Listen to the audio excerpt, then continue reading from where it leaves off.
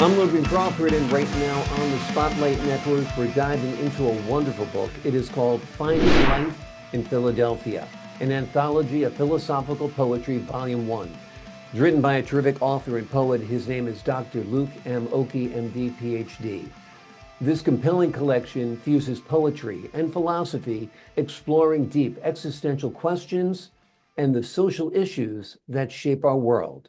Be prepared to be captivated as the doctor's words strike like thunder and cut like a laser, challenging us to reflect, question, and discover new perspectives. We're delighted to have this very talented author join us here today on Spotlight, and we ask viewers like you to support authors like him by subscribing to our channel and by purchasing this powerful book.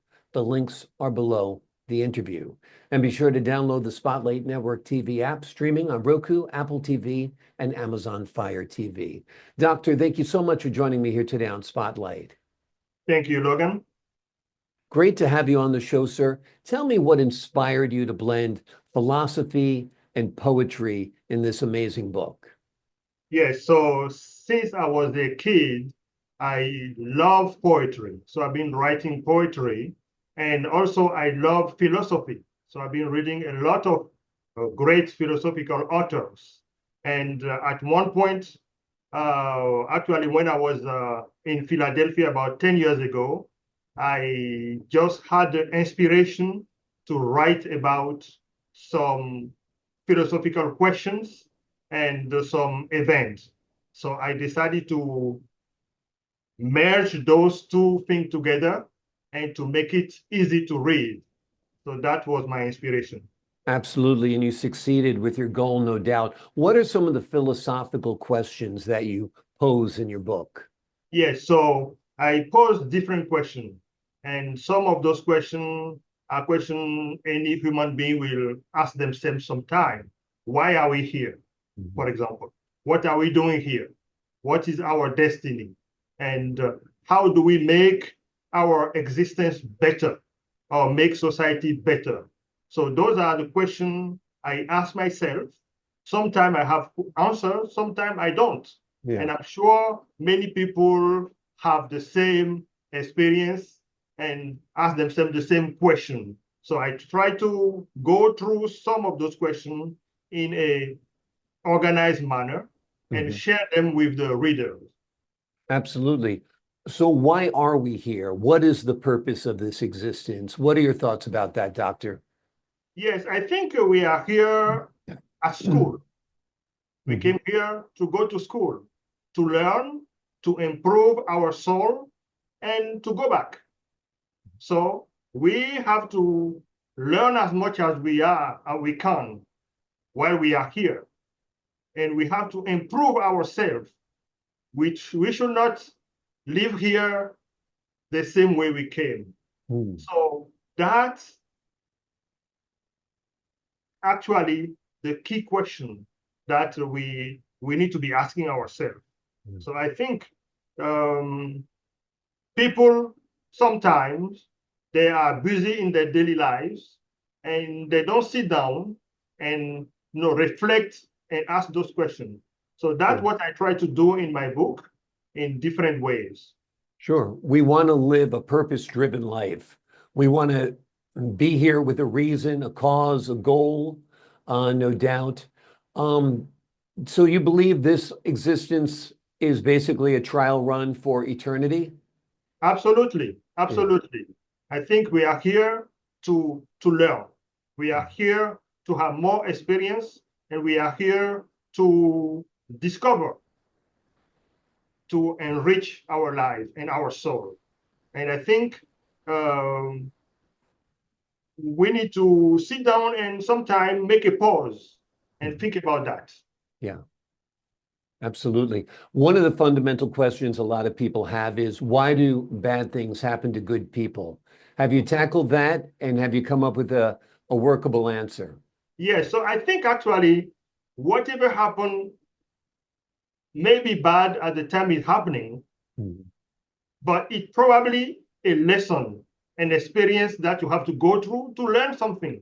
You know, I wrote in one of my poem that actually failure it's not failure. Mm-hmm.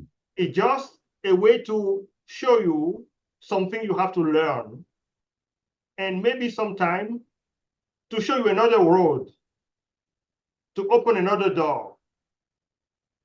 So I think most of the time when we are going through some bad experience, it's difficult. Mm. But at the end, sometimes it's the best thing to happen to you. Yeah. I started writing this book. Actually, I was going through a very challenging experience. Mm-hmm. And suddenly I got the inspiration and I started writing. Mm. And this book came out. And from that day, I've been writing all the time. Wonderful. So out of darkness came light. Exactly. Basically. Yeah. Exactly.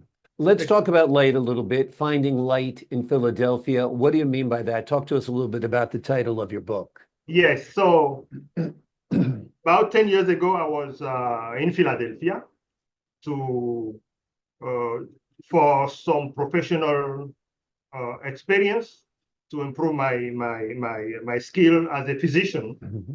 And it was a challenge. It was a very challenging time. I had some experience I never had before.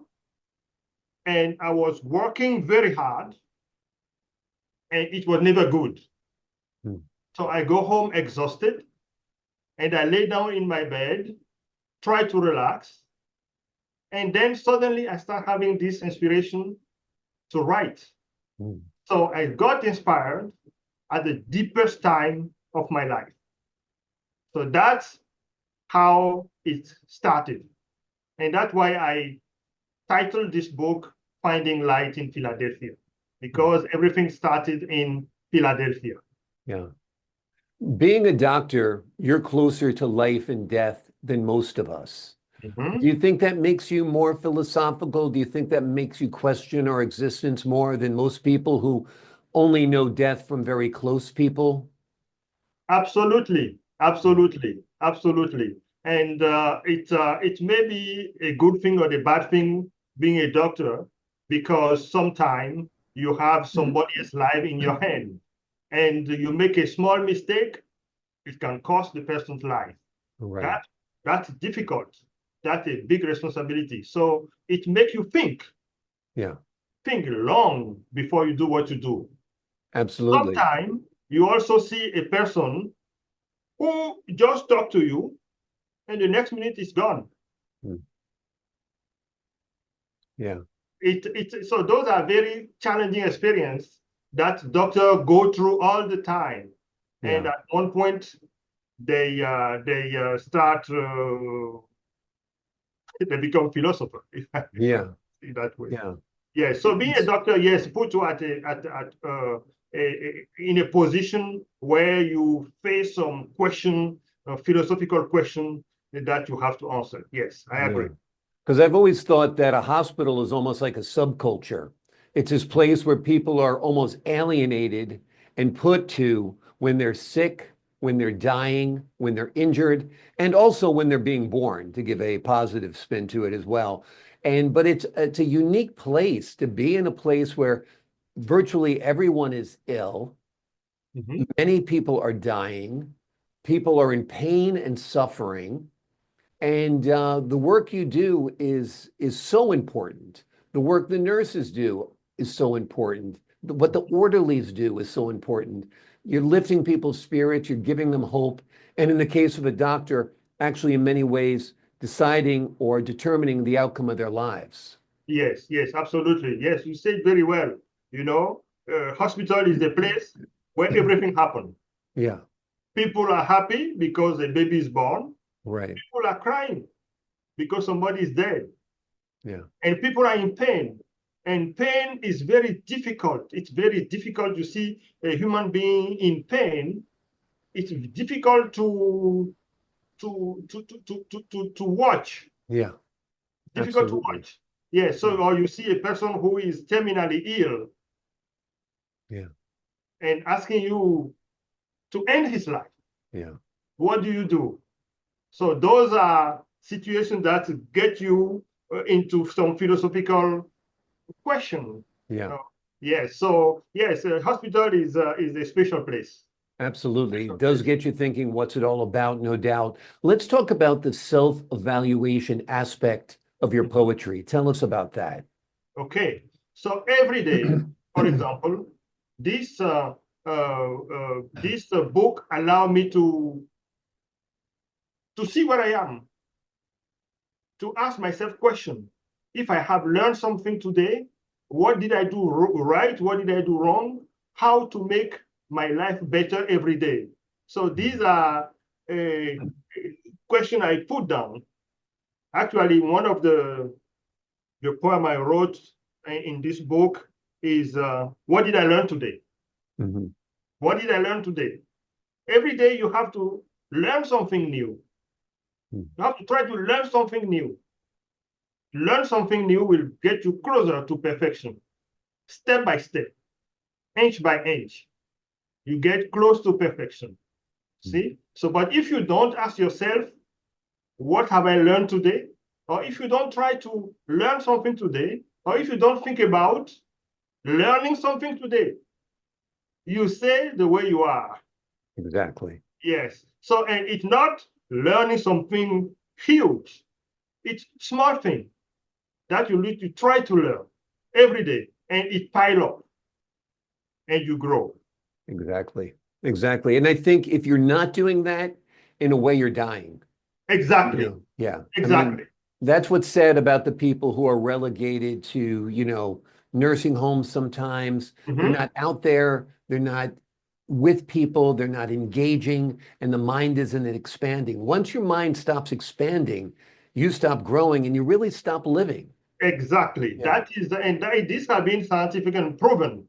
Yeah. Those who keep learning live longer, Yep. and they have less probability to get disease like Alzheimer. Exactly. So that is very true. Exactly. That You got to is, lift weights for your muscles. You got to lift intellectual weights for your brain. If you don't use it, you lose it. It's true with any you body lose it. part, Yes, without a yes. doubt. You lose it. You lose it. Before we leave you, let me ask you this, sir. What do Mhm. you hope readers take away from your philosophy and from your poetry? The key point I want reader to take away is to be self-conscious, Mhm. self-aware Mhm.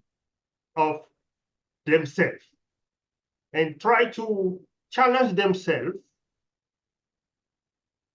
and try to ask themselves questions. There was a great philosopher by the name of Socrates who said, Mhm. know thyself. Yes. Know thyself means you have to ask yourself questions.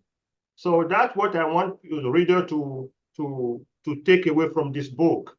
And many people who read the book, for example, they agree. They say these are questions sometimes they ask themselves, and they forget. Yeah. So that's the key thing I want the reader to take from the book, that we need to be aware of our existence.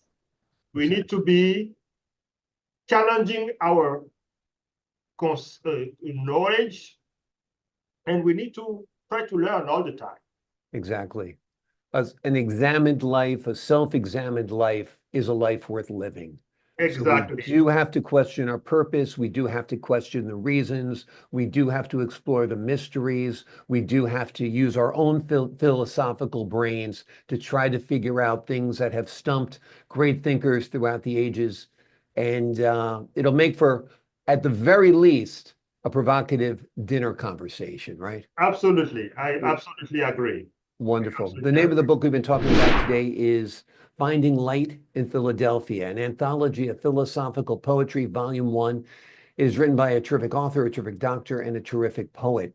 In this book, the doctor has compiled compelling poems and philosophical passages. He fuses poetry and philosophy together, exploring deep existential questions and the social issues that shape our world. Be prepared to be captivated as the doctor's words strike like thunder and cut like a laser, challenging us to reflect, question, and discover new perspectives. Doctor, thank you so much for joining me here today on Spotlight. I Thank you. appreciate your time, sir. Thank you very much. Thank you. My pleasure. And to the Thank folks you. at home, I'm Logan Crawford, thanking you for your time this time. Until next time on Spotlight.